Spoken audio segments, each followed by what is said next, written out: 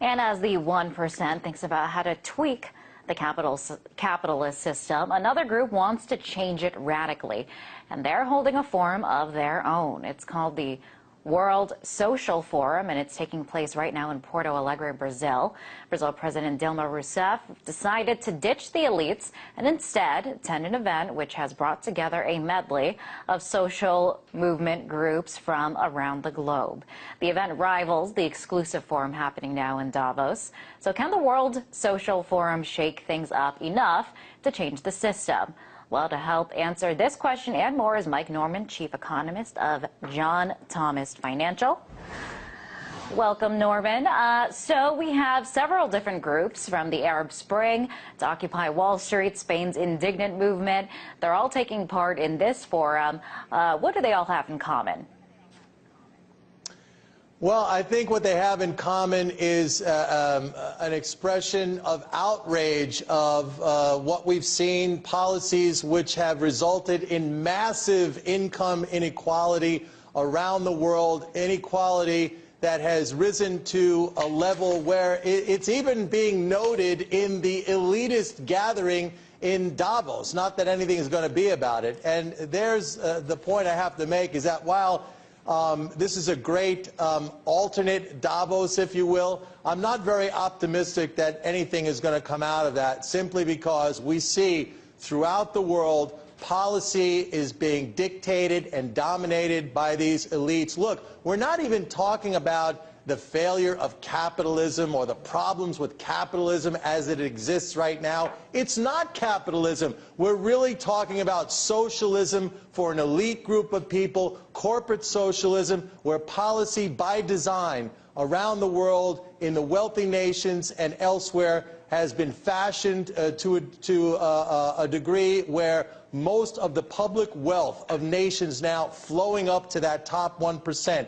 And the result of this, it has created unstable economies. It has created unstable social environments. I don't see that changing anytime soon, which means that less for the 99%, more for the 1%, and a highly unstable economic system.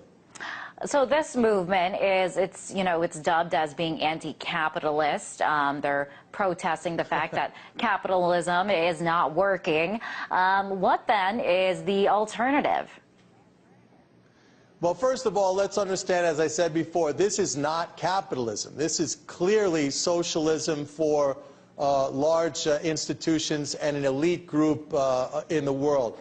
What will work? Look, let's understand something right now, okay? We hear a lot about maybe shortages of energy, shortages of food, shortages of capital, indeed shortages of money. But we have none of that. The only thing we lack really in the world today is moral leadership. That's what we lack. And I think that's where the focus is moving towards. The understanding that, look, we're having policy being driven by people, by leadership, which is morally bankrupt.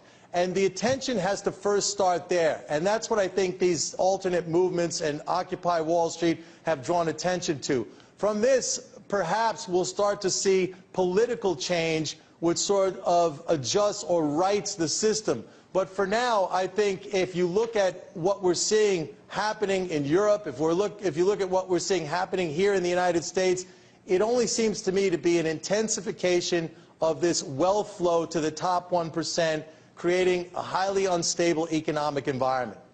And, Mike, how successful do you think they are, or they will be, in getting their message out as a rival to the World Economic Forum?